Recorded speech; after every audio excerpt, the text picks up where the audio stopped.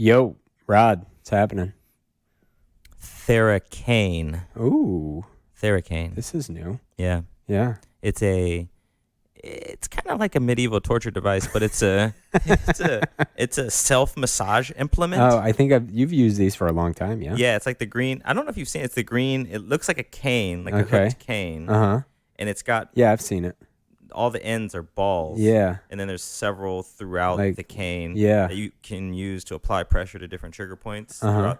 throughout thine body. Yeah. And inflict pain on thine self. Yeah. But for good reason. Yeah. Big fan of it. Yeah. What's the good reason to inflict pain on Yeah, so thyself? those trigger points, like people, you get a massage and you're like trying to break up the soft tissue that's not so soft because it's balled up. Yeah. Like it's like you can use it to break it up on your own. And you like them? Like what? Like these Theracanes? Yeah. I mean, it's good because you can get spots on your back and in your hips and your IT band and stuff that you just can't really get to. So it's interesting. I'm a big fan of it. All right. Well, Self-inflicted Theracanes, medieval torture devices for massage therapy. Self-therapy.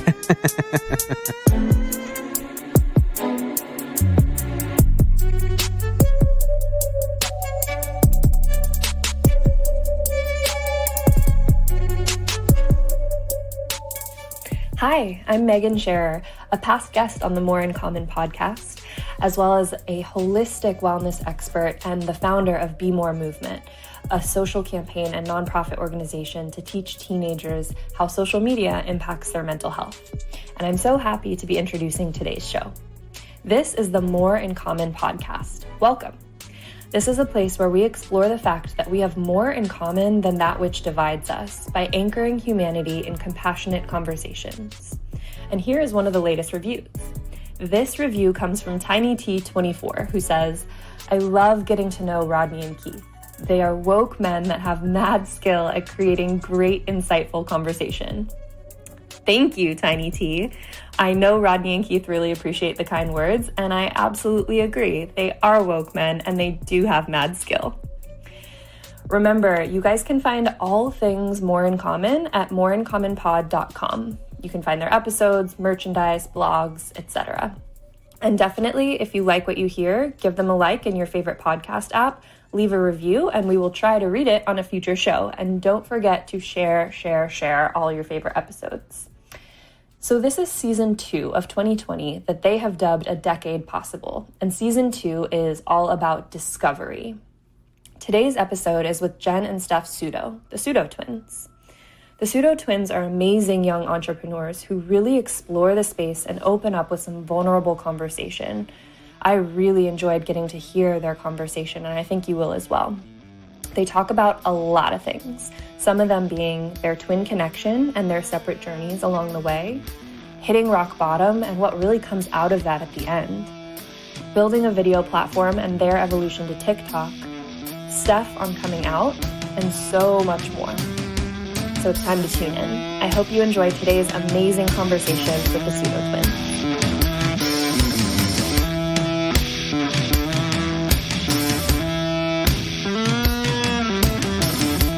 I realized really quickly that it's actually not that bad. Like, disappointing people is actually a great feeling because now they don't have super high expectations for you, and now you have the freedom to actually do what you want.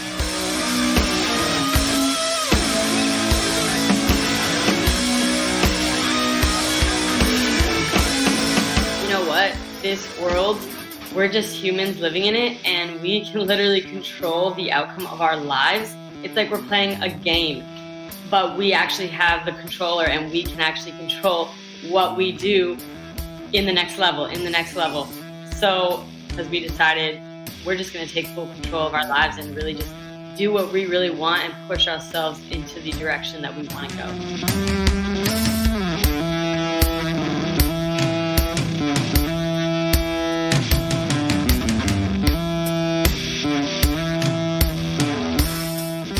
Welcome, Sutto twins. How are you today?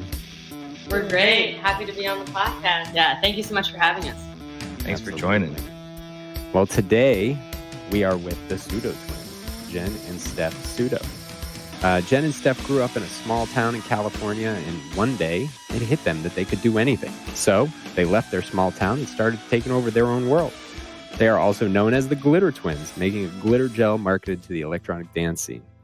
Now, they are also social media savants who also consult with entrepreneurs on social media strategies.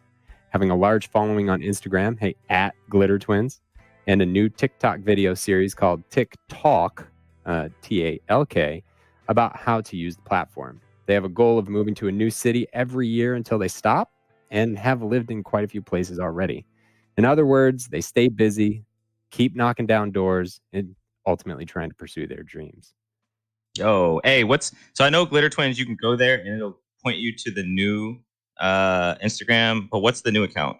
Yeah, so the Glitter Twins was our glitter business for 2.5 years. That really taught us a lot about social media and selling online. But actually, we recently had to end that because we're starting a new venture and we can't do multiple things at once. So we sacrificed it for TikTok, our new podcast show. Got it.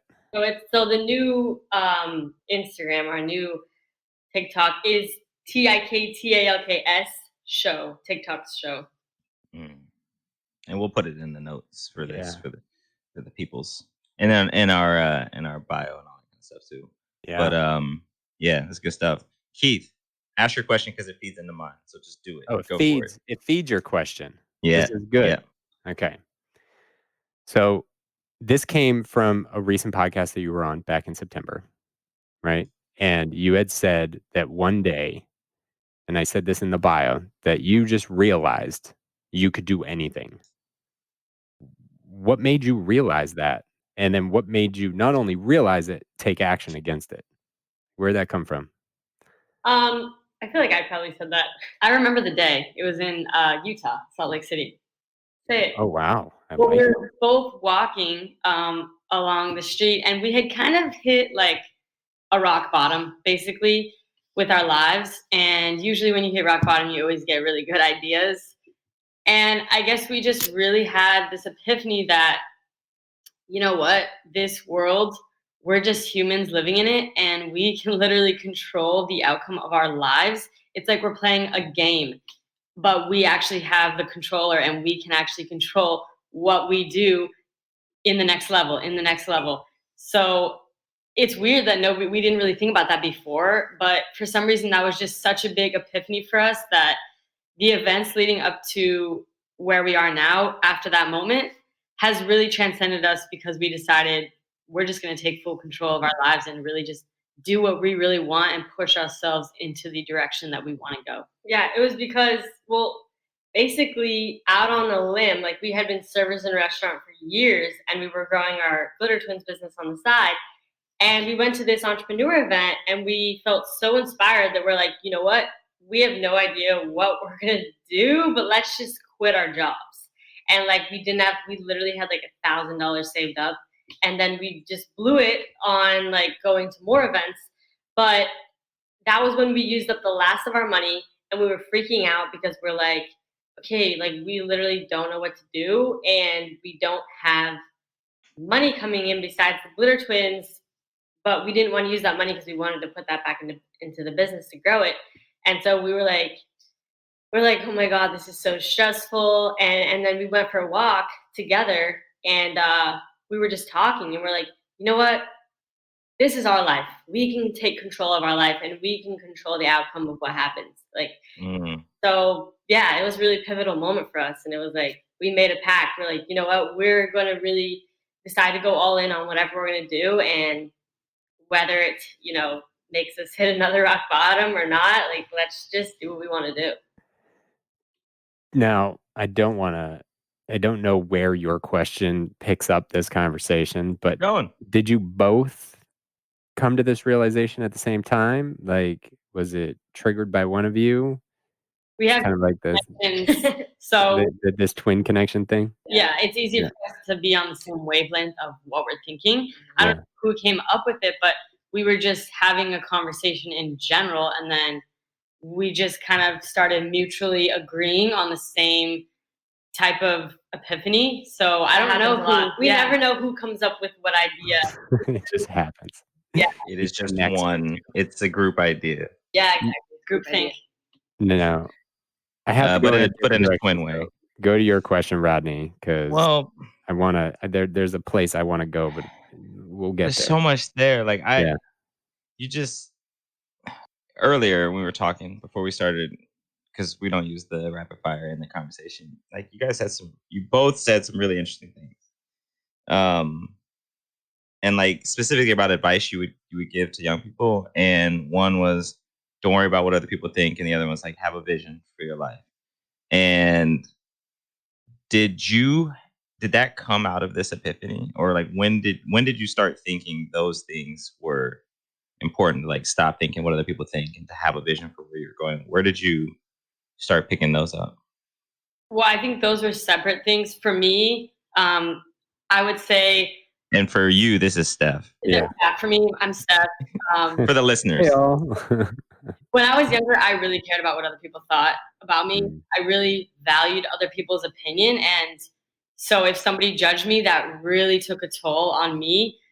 And it kind of makes you feel insecure because you're just basing your life off of what other people think. You want other people to, be happy for you. You want other people to, like you.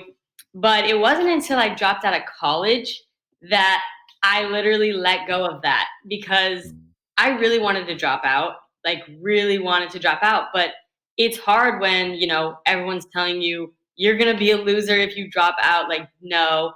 As soon as I did that and I kind of disappointed people, I realized really quickly that it's actually not that bad. Like, disappointing people is actually a great feeling, because now they don't have super high expectations for you, and now you have the freedom to actually do what you want.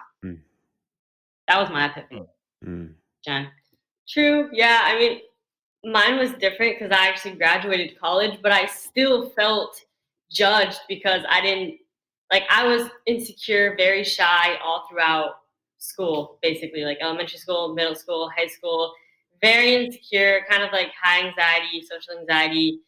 And it wasn't until like after college when I started getting into personal development because of Steph, and I started reading a ton of like self-help books, watching videos from like Gary Vee, Ty Lopez, Grant Cardone, all those people, that I really realized that I really did value other people's opinion a lot, because you don't really think about it until you think about it.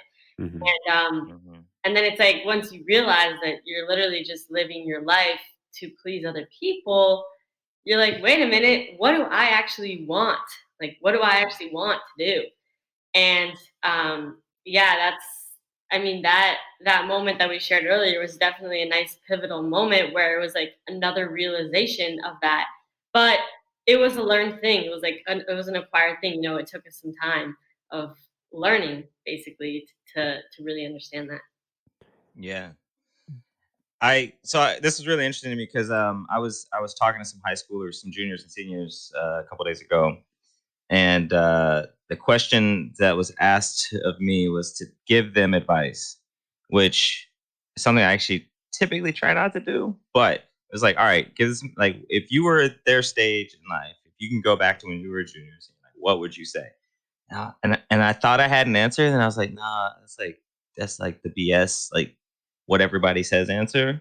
And I didn't even believe it. And then I was like, wait, if you focus on what you really want, what you really like, because like I'm a 37-year-old grown ass man who's like just figuring out what he really wants. Like what's like kind of sorting the noise. And it's like not bad noise, it's just noise of what's my desire, what's my want versus what somebody else wants for me, which is cool. Like I'm glad people want things for me. Like I think I'm fortunate in that. But for such a long time, it's drowned out like my voice. And so I was just like, yo, like start there. Because a lot of them have parents that are just like college. You got to do college. You won't be anything if you don't go to college. And it's like, you make an argument for that maybe, but like, do you really want to do it? Like one of you graduated, one of you didn't. And you're both doing all right. So on that, like, how did that play out? Steph, like, why did you ultimately want to drop out of college, and then you have Jen still going to college. Like, what was that dynamic for the two of you at that time? We didn't really agree. Obviously, like, I wasn't trying to get Jen to drop out. I was just like, this is my decision. I want to drop out personally because I'm kind of more of the rebellious one, and I wanted to show people, I wanted to be an example. Like, I didn't want to do the mainstream thing of going to college. Even before, when I was in high school, I never wanted to go to college because I thought everyone's already doing that. It's not even that much different than high school, and you don't even, like, what I want to learn is not even a course in college. So what happened was I just felt pressured, and everyone was like, well, you don't know what you want to do with your life. You better go to college. So I'm like, all right, fine, I'll go to college. Because you're right, I don't know what I want to do. But you said you don't know what you wanted. You didn't know what you wanted to do, but you just said you knew what you didn't want to do. You said what I want to learn that is not even a course. So what did you want to learn? Yeah. Well, I wanted to be an entrepreneur, and I wanted to learn. I was starting to follow like Ty Lopez, and I know there was in the beginning a lot of controversy about him, but sure, but he's still an entrepreneur. Yeah, I took a lot of his courses, and I was reading a lot of books. So basically, I was learning a lot outside of school, but I wasn't paying to learn outside of school because I was like reading books, taking courses. But in school, I was paying 10 grand a year, and I was like, I don't even have the money to do this. Like, I don't want to go into debt to learn about. I was majoring in communication, and I really would sit in class every day and look around me, and I'm like, this really isn't for me. It's just not. So I just felt kind of rebellious. I just wanted to say that I dropped out so that in the future I can tell people it wasn't because of college. That was just me. I don't know why, but I'm glad that I dropped out. I would do it all over again. You put the chip on your shoulder and were like, no, it's going to be there when I need it. Yeah. I'll use it later. And what about you, Jen? Yeah. Honestly, I've never said this before, but this is something I only realized recently. Because I always say, oh, I always wanted to go to college and like it was my dream, which it was. I literally would like wish every birthday that I could go to college because I didn't know how I was going to afford it. But my mom always stressed the importance. She would always say, get your education. Your education is very important. You know, you should go to college. She didn't force us because she wasn't going to pay for it. But she was like, you should go to college. It's important. Like, you can make more money and whatever. And so, like, it was always ingrained in my brain that I should go to college and that it's a good idea. So I thought it was my own idea. And I thought I always wanted to go to college. But once I actually was in school, I didn't even know what I wanted to do. And I was just in college to be in college. And I ended up studying psychology, which was great. But then once I got out, I had a dilemma because I didn't do anything besides school when I was in college. Like, I worked, but I didn't like do internships or anything like that. And so when I got out, I was like, oh my God, like I'm literally in the same position as someone who didn't go to college. Like, I've been serving, which is what I've been doing. And I haven't even done anything related to my major. And for psychology, it's like, it's a science. Tricky one. Yeah, you technically need like at least a master's degree to do something in it. So I was like, well, this which they don't tell you when you sign up. I don't. Yeah. Or do they? You kind of know. Yeah, I feel like I should have known more. I should have done research and stuff, but I didn't. I was going through the motions type of thing. That makes sense. And so when you graduated, like things changed for you. When I graduated, I got really depressed because I was like, oh my God, I was using school as a cover. I was like, oh, I'm going to college. Like, what are you doing? Oh, I'm going to college. And it's like, it's just the thing that you say. And then when I was like, oh my God, I feel like a failure. Like, I graduated, but I'm not doing anything. I'm still doing the same thing I was doing before. And I actually don't even know what I want to do. I don't even want to do anything within psychology. So I felt terrible. And I literally quit my job, which was just serving in a restaurant. I quit my job and I didn't do anything for a few months because I was like freaking out. And I'm like, you know what? What if I just quit my job and then just figure out what I want to do? And so I did that. And then that's when we both started the Glitter Twins, started the business. Yeah. Okay. Side note, talk about psychology, like serving in a restaurant. There's a lesson in psychology. Like, you get to know people, real sociology, psychology. Like, you get to know people I don't know this firsthand, but just like observing people in it, like it's a sales job. Human behavior. Yeah. That's where I really grew my social skills because, as I said before, I was really antisocial, like in high school and everything. And serving really helps with that because you're literally forced to talk to people you don't even know, and like you have to get them to like you in order to get more money. So, Keith, I know you've been trying to ask a question for like there's 10 minutes, one question. so I'm gonna ask another one before you do. So we're not twins, but we have this link, even though he's in Cleveland, I'm in LA. Like oftentimes, it's like one mind. So he's I'm already pretty asked sure I know 2 the question. questions that I wanted to ask. So yeah. But this one, I don't know if we've got the same mind on it. I'm sure it's on your paper somewhere. But before we get into glitter twins, because I need to follow that understanding how that started. But you said, Steph, you said you both hit rock bottom. And Jen, you alluded to it with depression. And what did rock bottom look like for the two of you together? And apart? Like, was it different? Yeah. And what was it? Well, it was like at least we were in rock bottom together. That's a good thing. I mean, because we've definitely hit rock bottom at separate times and not really with each other. But when we actually hit rock bottom with each other, it was because we were in the same boat. We were always in the same boat. But when we were at rock bottom with each other, it actually felt a lot better than when we personally both hit rock bottom alone, because that really sucks. But it feels like, wow, like this is my life. You just kind of look at yourself just from a higher up perspective, like you're a little speck in the sand and you're just looking at your life like, this is my life, But then it brings clarity almost immediately.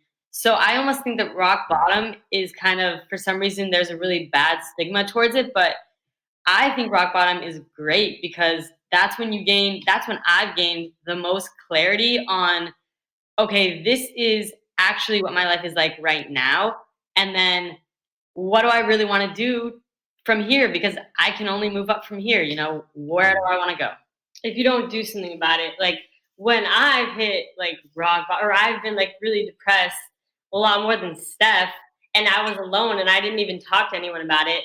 Like if you're not doing anything about it, it definitely it sucks because you're not even thinking about how you can get out of it. But yeah, if you're in with someone else and then you can put your heads together and bounce back. I think rock bottom, you're meant to bounce up quickly. Like you're supposed to hit the bottom and go back up. But if you stay at the bottom, then that's when things can get really bad. Would you agree? I agree with that. Yeah, I would agree. Yeah. With that. So you talked about, Rodney, I'm gonna bogart this entire. I have thousands of questions here, but you talked about these are amazing examples and the positive that you take away from it. And you talked about your mom, specifically, Jen. You talked about how she enforced education. And Steph, you're the rebellious one. So I imagine you heard the same story, but decided you didn't want that, right? What, like this idea, this is something we try to capture, right? In the land of entrepreneurial spirit, like the idea of just doing it, right? Okay. You hit, bottom and you were bored and miserable and unhappy. And it was like, I need to take ownership and do. To actually do that is far more uncommon than it gets credit for, I think. What in that entire collection of growing up that you had led to that spirit? Is it something said, done, or do you think it's just you? I think it was together. All of our experiences combined that help us. Like I used to definitely plan things out to the detail and then do it for like one day and then quit and not do it. So I definitely had my fair share of not doing. I would just plan and not do. But Jen, I know all about that. Teamed up with Jen. I think that's one thing that's super underrated is I would always try to do everything myself. And I'm a great starter, but I'm not very good at finishing things at all. And Jen is actually really good at seeing things through. As you can tell, she finished college. Yeah. So when we teamed up together, it was like I had the start, the momentum, and then Jen had the power to keep us going. And I think teaming up with someone that, can kind of cover your weaknesses, that's really important. I think that really helped us a lot. Have you always been this close? And and even more like we non-twins, we uninitiated, we plebeians know nothing of the twin connection that we hear so much about. Like, is it real? And if like, what is it for you? What is your connection? And you said we teamed up? Like, was there a point where you were like, nope, I don't want to talk to her? Right. Like, what? No, we literally have always. I think being a twin, an identical twin specifically, and I can't speak for all twins. Okay, I can only speak for us, but sure. As an identical twin, your agreeableness is just so high. Like, if she wants to do something and I'm kind of like, I don't really want to do that, I'll just go with it. I'm like, you want to do that? Okay. Like, we don't fight each other. We just don't. Like, we agree with each other a lot, and we compromise a ton. And, we value each other's ideas and opinions. So if she really believes something, or if I really believe something, but the other person's like, I don't know, we know one of us is eventually going to be like, okay, you know what? Let's do it. But we don't ever really argue and get mad, because that doesn't make any sense. We talk about things civilly, like humans should. And it's not like a typical relationship where like you're in a relationship with someone and then you get mad at each other and everything gets emotional. It's weird because as a twin, it's almost like you understand the person so much that you just know there's no point to arguing, because you're their twin. Like, you want them to succeed just as much as you want to succeed. Is it so you say you know them so much? I mean, proximity, and like, is it also partially like we're so much alike?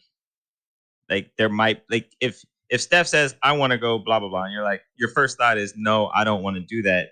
Is your next thought something like, well, if she's gonna like it, maybe I will like it, because we're very much alike? Well, or is there a piece of that? She's like, oh, I want to do this. And I'm like, I consider it. I'm like, well, like skydiving, you didn't want to go skydiving for the longest time. Yeah, I didn't want to go skydiving, but then she really wanted to go. I was like, okay, like, she really wants to do it.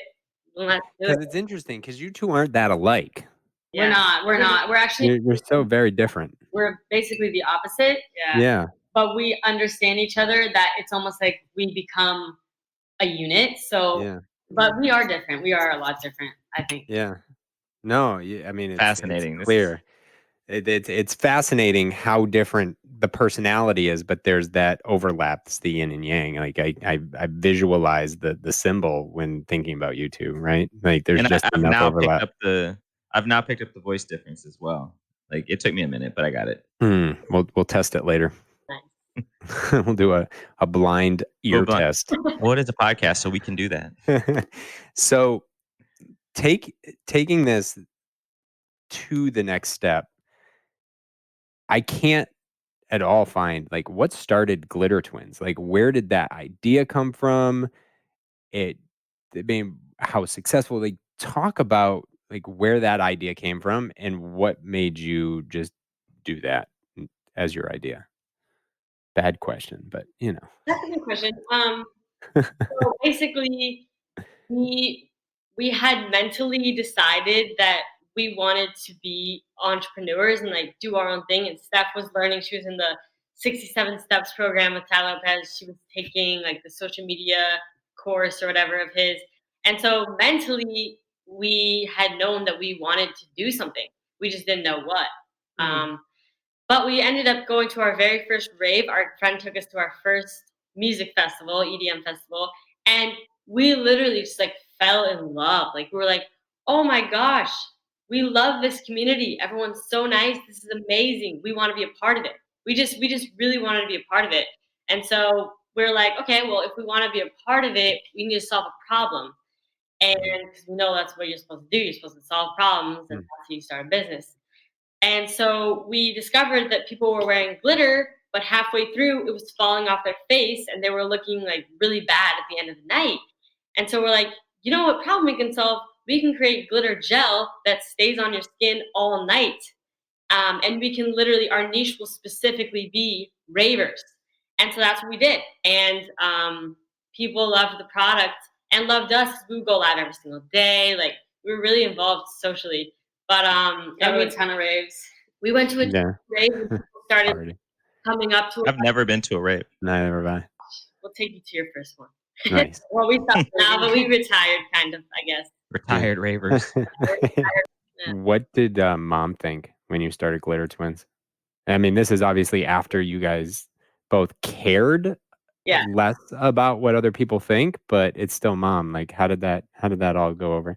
She didn't know it would be anything big. She's very supportive, and like she always just adapts really easily. Like we're like, oh my god, the first time ever, there was like 100 people that came up to us at a rave and like recognized us from Instagram, and she would just be like, oh cool, like I knew that would happen. Like she just always like pretended that she knew that would happen.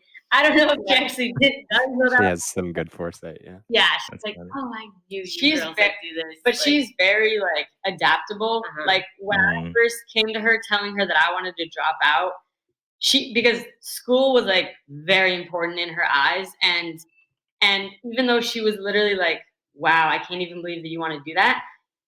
After I kind of talked to her about why I wanted to do it, even though it was kind of a funny reason, she's like, you know what, like I believe in you, and whatever you want to do, whatever makes you awesome. That's important. So our mom's been like the number one supporter for every single thing that we do, even all of our crazy ideas. Even if she probably doesn't think it's a good idea, she doesn't care. Like she'll support it either way, and she'll just tell us that she believes in us. It makes sense because she sounds like she's supporting you, not necessarily the idea. Like she believes in you, so she doesn't let the idea change how she feels about you.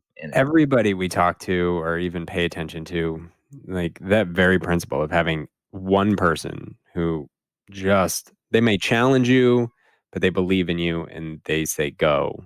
That person's, whether it's often a parent, it has to be a parent, but sometimes it's a grandparent or whatever. It's just such a common thing. It's the theme. It's such an awesome thing. It's not to be taken for granted when you have it. Hopefully, right? Yeah. Hopefully. Wait. So I want to ask a question real quick. On caring what people think. So Steph, that was your thing. Is that also your thing, Jen, or has that been something you had to come around to? Caring about what other people think. Yeah.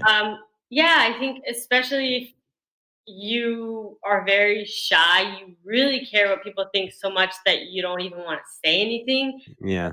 That's what it is to be shy. It's just like you care so much that you feel like, oh my god, like they're gonna know what I said, and I don't know. But that definitely took me some time to like come around. I think college, when I really started to like become more social, actually it was partying. Like I know that sounds weird, but it was like partying in college. Totally.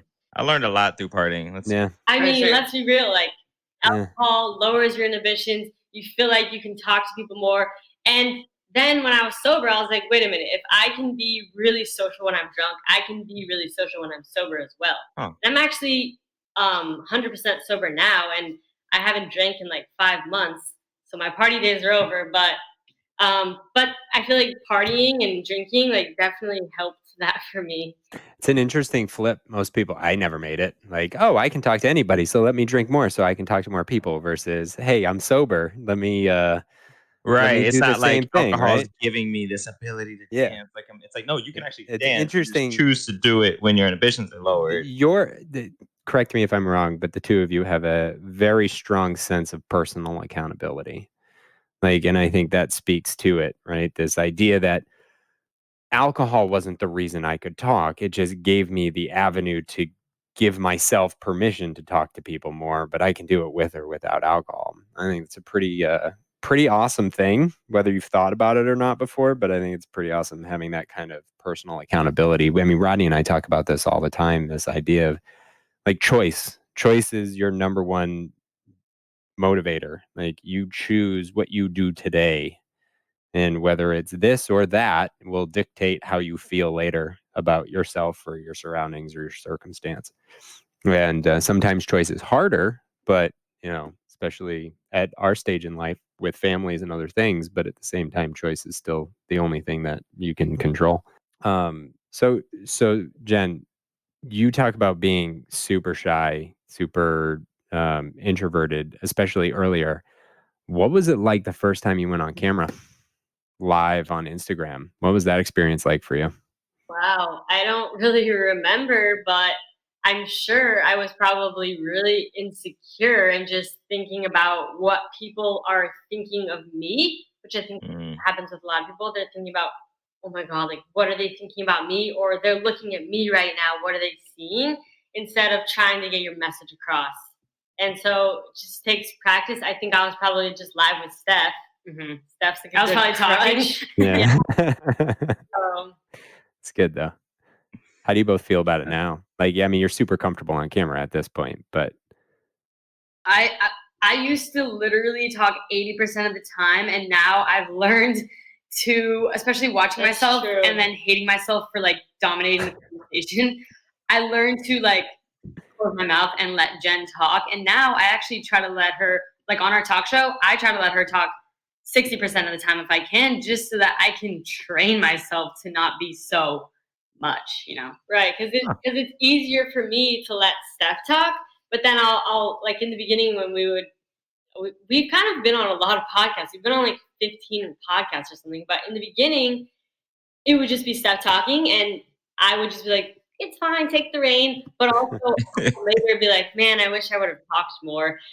And yeah, like. And did you ever say that? Did you like share that, or did you just think? I told her, I was like, Steph, like, I really don't appreciate when you're dominating the conversation so much. Like, I know I'm not as like aggressive when I'm not as like quick to speak, but if you could just let me talk more, I would really appreciate that.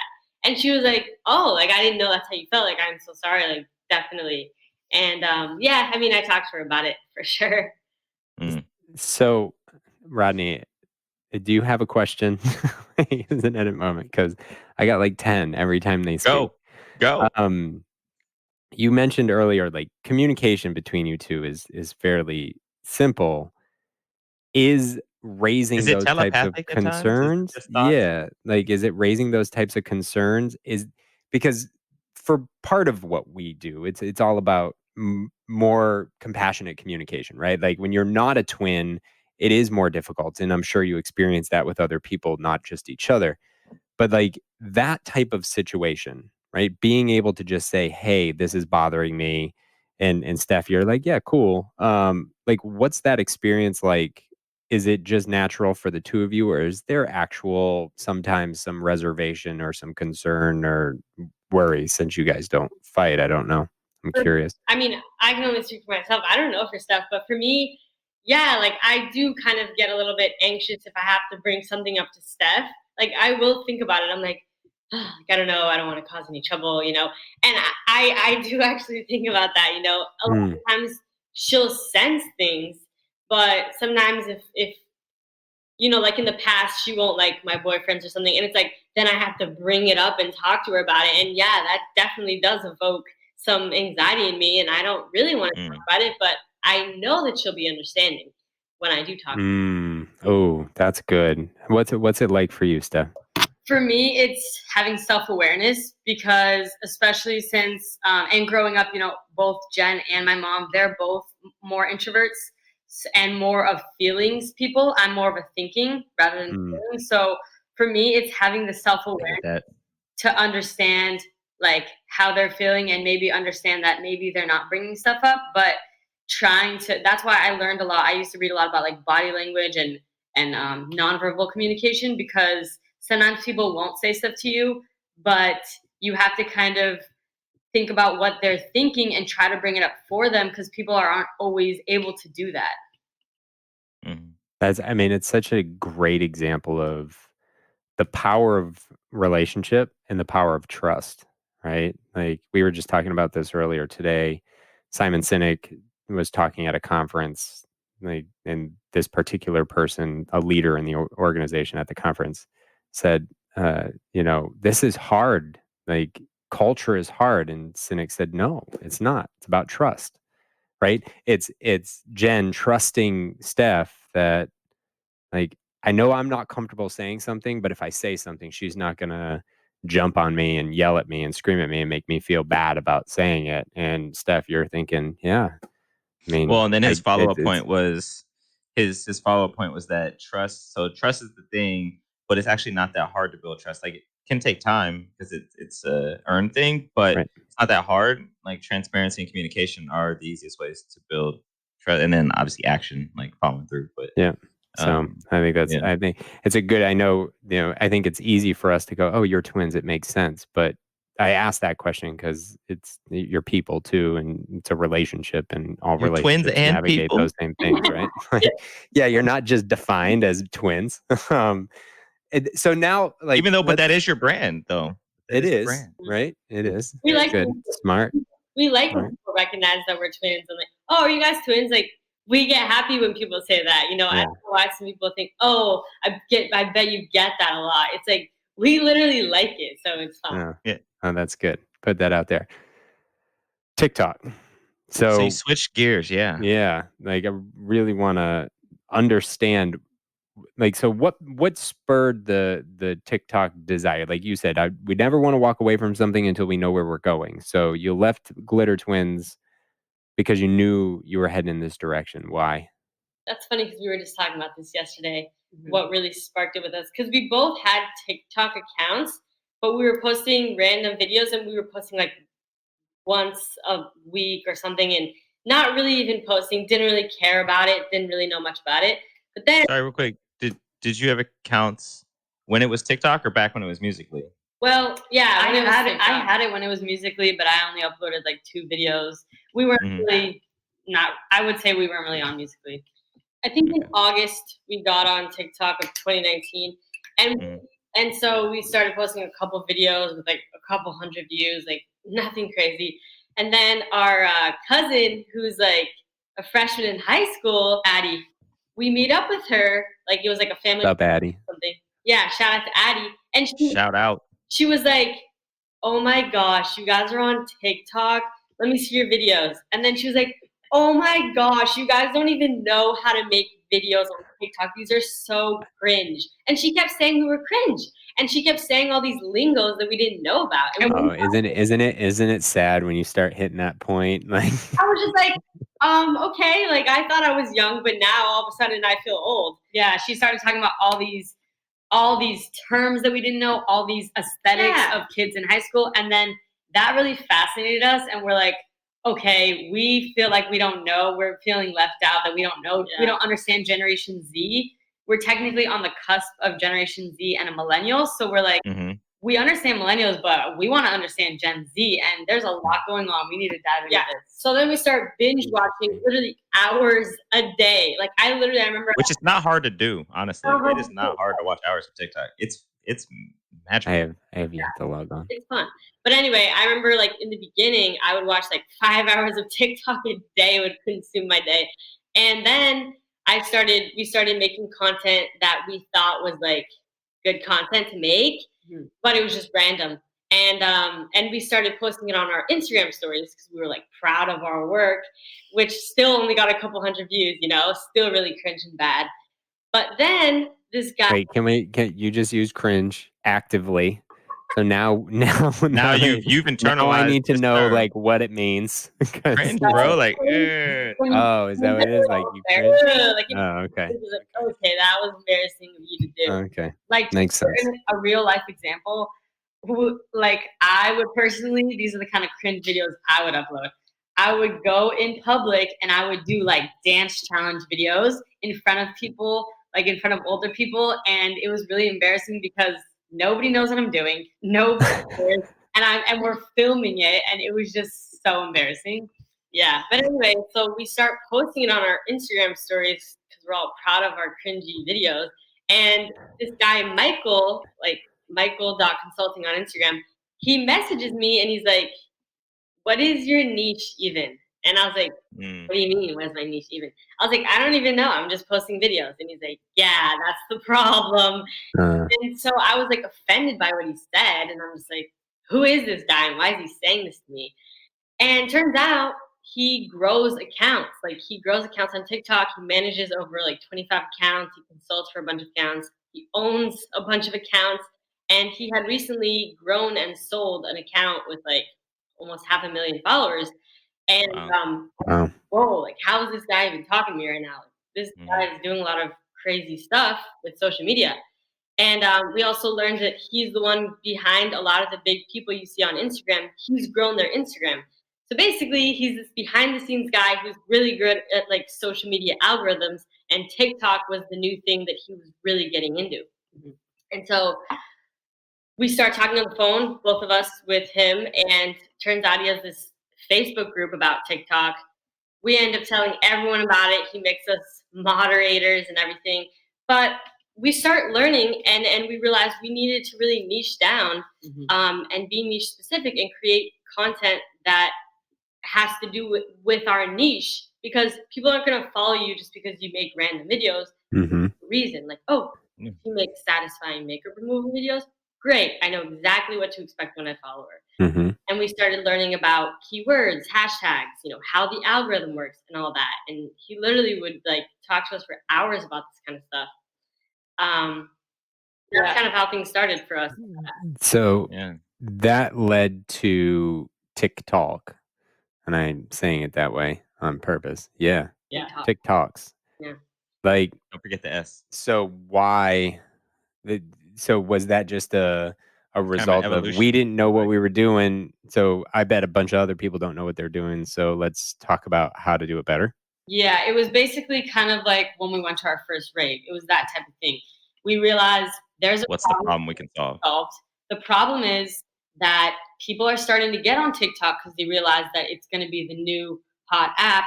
But the problem is they don't actually understand how to do it so that they can really grow their account. Everyone wants to be TikTok famous, but what are you doing to get there? And why is nobody talking about this? Like, nobody has a show, nobody has a podcast.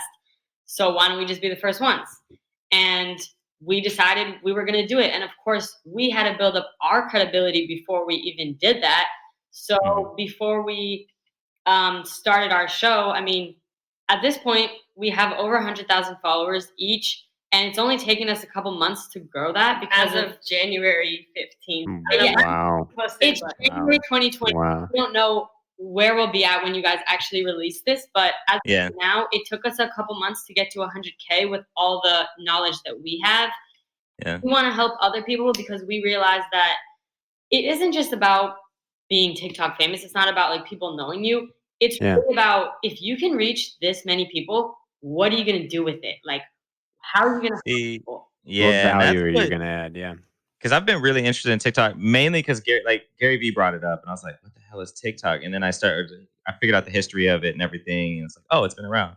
And what I'm super, super interested in is attention. Is like how to get it, how to direct it, why people put it in different places, and TikTok is just like I've always been pretty standoffish with social media networks, like just what I want to put out there and whatnot. And now that I'm looking at it from this attention perspective, it's like, oh, well, like you can be really intentional about what you put on there and why you're putting it there and using it for whatever it is that you're trying to accomplish. And TikTok is just a whole new medium, like the format, like 15 seconds. I mean, it's not that. I mean, it's kind of like Vine was, but different because you've got the sounds and different ways you can use it. But it's a completely different way of getting attention than traditional media, like commercials on the radio, on TV, or even on a podcast for that matter. So it's like if you can get somebody's attention on TikTok, you can probably do it on the web or on Instagram, or maybe you have to learn how to do it on Instagram because it's different than TikTok. And for an entrepreneur, attention's everything because you need people to be focused on your brand at least for a little bit of time in order to find you and understand what you're doing. So yeah, it's super fascinating to me. And I love your videos, by the way. Thank you. Yeah. Good. I like bookmark them all. I'm like, I gotta come back and watch this again. Nice. We really see the future of TikTok too. I know some people think it's just dance videos or lip syncing videos, but we see it as a lot more than that. We know that it's really underpriced attention right now, and that right now it's super, super easy to grow a following, but it's not going to be like that forever, and it's going to get a lot more saturated, and it's going to be kind of like Instagram. I feel like it's going to be people's favorite app, people's number one social media app in a couple of years for sure. Then that cost for attention is going to go way up because they'll be able to drive that cost for advertising and for the algorithm will be way harder to use because it'll be way more saturated. But yeah, no, I completely agree with you. What's come from it? So you're both over 100,000 followers in just 5 months, you said? Less than that? Less than that. Yeah. Well, what's interesting is that even though we always do things together, we decided for our TikTok accounts, for our personal accounts, they'll be separate. So we're in entirely different niches. So her 100,000, totally different people than my 100,000. And it happened faster. Mine should be like a month. Jen's happened faster, yeah. Yeah. And I'm so competitive. I was not happy with that. She wasn't happy. I was like, Steph, I got 100,000. She's like, so like, whatever. Whatever. I was like, give me that. I'm so competitive. Maybe it's because I'm the baby in the family, but I really was like, I'm sorry. I was not happy for her. I was pissed. I really. Hey, you got to be honest about it. No, I'm honest. I am. Yeah. Who I am. For the longest time, she was at 100,000. I was at like 6,000. Oh, it was that different. Solid amount of time, and I really felt like wow. I really felt discouraged. What are the niches like? What do you both do with it, and how does it serve different audiences? I create makeup videos. The reason why I got 100,000 so quickly is because one of my videos went viral and got 15.7 million views, like mega. Wow. Because I saw a trend that was paired with. It was a challenge paired with the sound, which when that happens, that's always like really big. And there was like over 1 million videos created with it. Like it was really blowing up. And so I created my own twist of it within my niche, and that's how it blew up. But Steph's, I definitely I've never gotten a video that, as of right now, that's gotten over 6 million views. But I've gotten several, 100,000. Now mine are consistently getting, a good amount of views. But for me, it was, first of all, finding my niche, and Jen too. Like finding our niche was kind of the hardest thing, because when you start off, you don't know what you want to do. But then we just thought back to our childhood, because there is a lot of kids on the app, and we just thought, well, what were we really passionate about when we were young? And for Jen, she would be constantly watching a ton of makeup tutorials. She loved, and even to this day, like she's definitely huge into makeup, creating different looks. So that was easy for her to pick that niche. For me, I thought, well, I was really struggling with accepting myself and my sexuality. And I was like, I really want to do something with the LGBTQ community, because I feel like, I've never really even done that before, but that was such a huge part of my childhood, was especially growing up religious, actually accepting myself and being okay with being gay. And so my niche is LGBTQ, and specifically I make like coming out videos and skits. And what I've gotten out of it is a lot of really young kids have come out because of me. Accept it. They've realized that it's okay because they're seeing me be confident with who I am. So it's really awesome just to feel like, wow, I'm actually kind of making a difference in these kids' lives. How did you hit 100,000, Steph? Personally, it was, so actually what really helped me was creating a series. So one of my videos did really, really well, and it was called Girls That Are Secretly Gay in Middle School. And I did like 3 different characters. And 3 is always a magical number for me. I think people love 3. So that really did so well that I'm like, I'm going to create Girls That Are Secretly Gay in Middle School Part 2. And I'm going to do 3 different characters. And then people loved it so much, because what happens is people identify with one of the characters. Oh my God, I'm the anime kid. Oh my God, I'm the nerdy one. And I did up to 5. So that was 15 different characters. And what people didn't realize is really what I was trying to say was there is no stereotype for who could be gay. Like anyone could be gay, which is the point of those videos, is you could be the shy, nerdy kid. You can be the popular kid. You can be this, you can be that. And I realized that making relatable content like that, even though it just seems so simple, is so helpful to kids to really see themselves in a character and realize that, wow, like, I could identify as that, and it's okay that I'm that.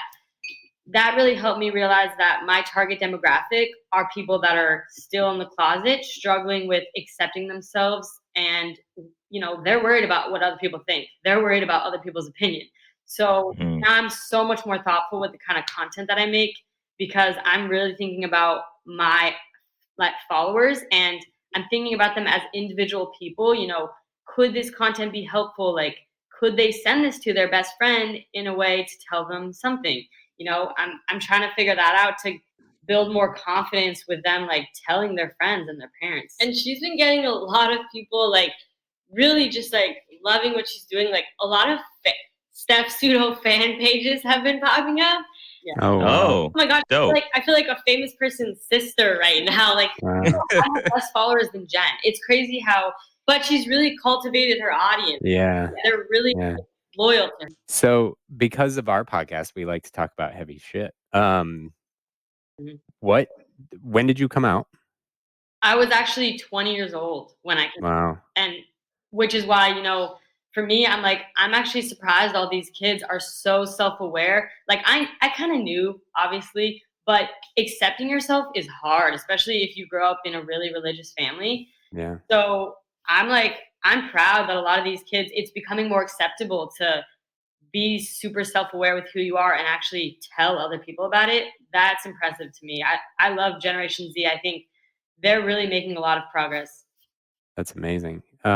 So did you come out shortly after you dropped out of college then, or before? Before, because I joined a LGBTQ community club in college, which helped me really understand more of the culture and help me like be more accepting of myself.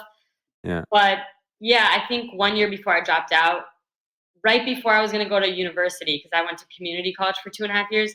Right before I went to university, I was like, you know what? Like, if I'm going to go to ASU and there's going to be like a ton of people there, I want to be out and I want to be proud of who I am. And that's when I actually cut my hair short. That's when I told my mom and really opened up to her, even though originally she was against like gay marriage. She was against the whole LGBT community. She was against it. So I was really scared to tell her. Yeah. But coming around, like we said, our mom is so accepting. When I told her, she was literally like it took her some time, of course, but her whole perspective on things changed. And now she's literally so supportive of all the videos I make and like super supportive of me helping other people come out. It's crazy. That's amazing. Is that a big reason why? Because you said when you dropped out of college, you stopped caring about what other people think. Mm-hmm. Is this a big reason why? Because you had this boulder off of your shoulder finally? Yeah, I was really stressed out in community college. That was one of my rock bottoms where Jen and I weren't in rock bottom together. It was one where I was just alone because I didn't even know Jen. So that's really hard when you're keeping a secret and you can't even tell your own twin and you feel like you're going through some times. That's what's inspired me the most to help these kids because I feel a personal connection to every single one of them because I've been through their situation of struggling to accept yourself. And then after you've accepted yourself, to actually tell other people where you're scared of their reaction. Like you're scared of them judging you and not liking you. What was that moment like for the two of you? What moment? When she came out to you. And did you always know, Jen, or did you? Oddly enough, I didn't. I literally, even though Steph had never dated a guy and she never seemed to like guys, I just literally never thought about it. I just assumed she was straight, just like most people just assume someone's straight.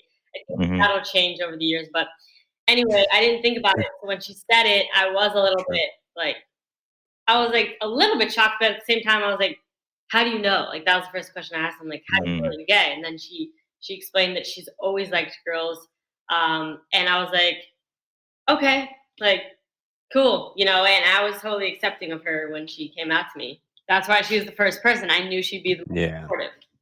Yeah. But it was still hard. Yeah, it was hard. I was scared. I mean, it was late. It was like 1 a.m. And I was like, I'm just going to tell her, like, I'm just going to do it. I didn't plan it, but I just felt like, because we were in a deep conversation and I felt like this is the perfect time. How long before you told someone else? My mom was the next person and a couple months. Yeah. It was hard to tell my mom because, like I said, she was more openly against it. Like Jen, she didn't really know. I mean, she was, 20 years old. That's not that young, but still she didn't have strong opinions against it. We both actually just took on our mom's opinion of it was wrong.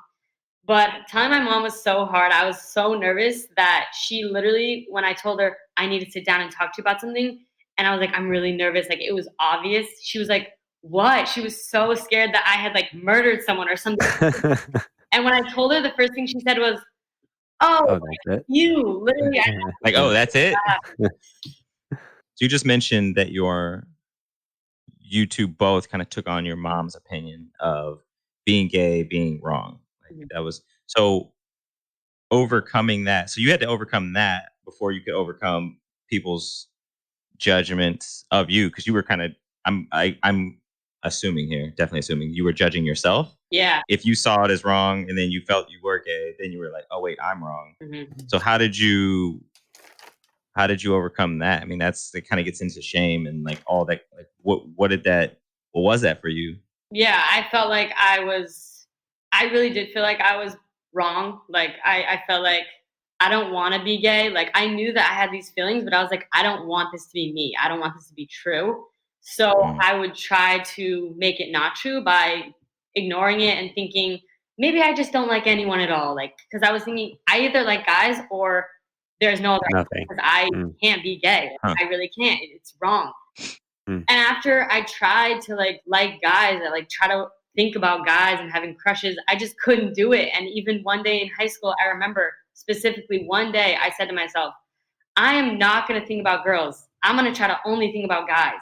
And I literally couldn't do it. And I was like, why am I trying to be someone I'm not? Like, why? Why am I trying to do this? Like, and why is it wrong? Yeah. Also realizing it's not wrong, by the way. Like, it's not wrong to be gay. Yeah. And I realized, like, why do people think it's wrong? It's just because they're taught that. And I thought, if they're taught that, then they can be taught that it's right too. And so it took me a while. Like I said, I really did hit rock bottom for a while, and accepting myself was a long process. It took me years to fully accept myself.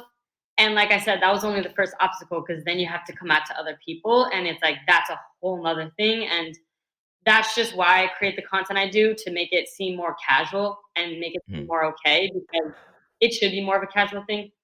I think it's such sorry, real quick follow-up. Is there any one thing or any like couple of things that stands out in the path to accepting yourself that like really were meaningful for you and your watching other people's content? I used to watch a lot of YouTube videos of people that were talking about their experience on coming out, their coming out story, and just talking about the fact that they're gay somehow just made me feel more comfortable with myself.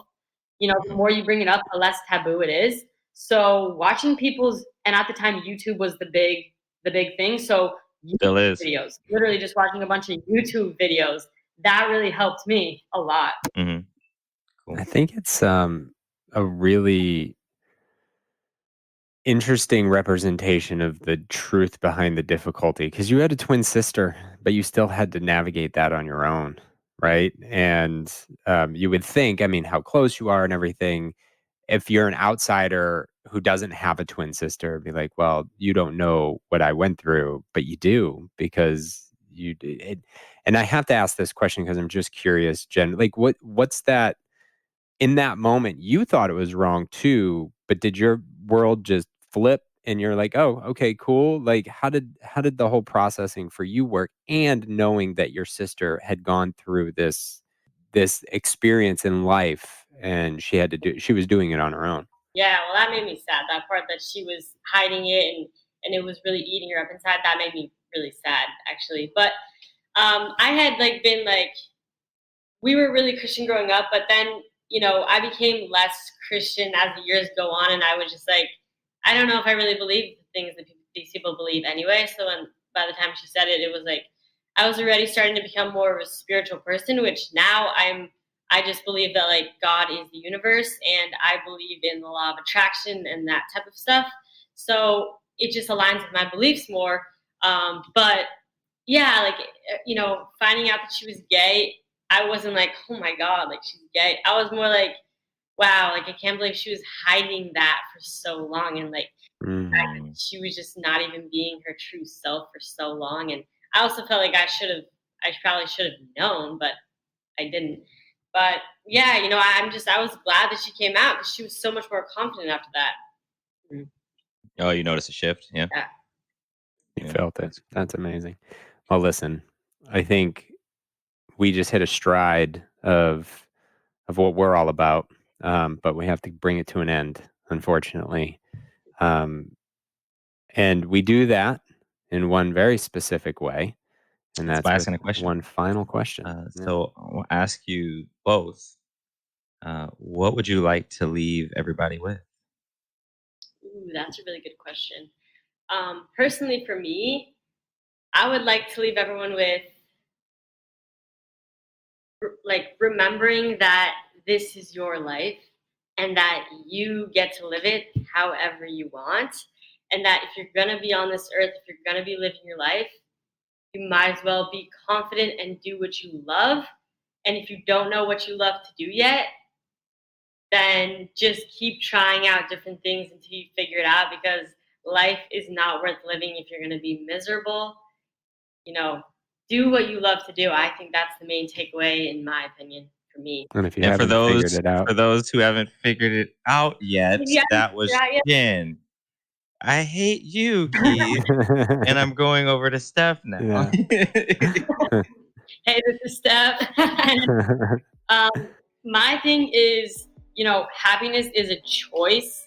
And yeah, even though sometimes your life circumstances leave you feeling depressed or sad or lost or lonely, happiness is a choice, and you really can choose to feel happy and look at the positive side of things. And you will be surprised that when you start changing your mindset and when you start surrounding yourself with more positivity, literally your actions will change, and the whole course of your life will change just based off of your mindset slightly shifting over to becoming a little more happy and a little more positive.